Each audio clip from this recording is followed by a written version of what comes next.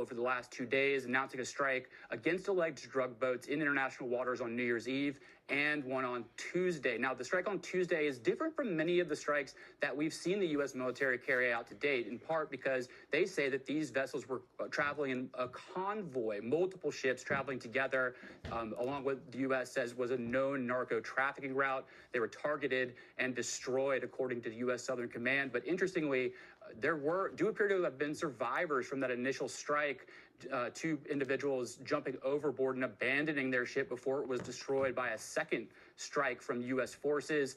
The status of those individuals, though, remains unclear. The military calling in the Coast Guard to initiate a search and rescue operation that remains ongoing.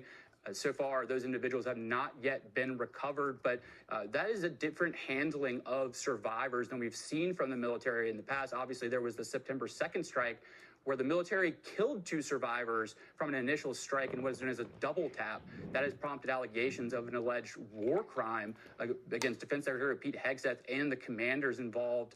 We've also seen the military detain 2 survivors on a U.S. Navy ship before repatriating them back to their home countries.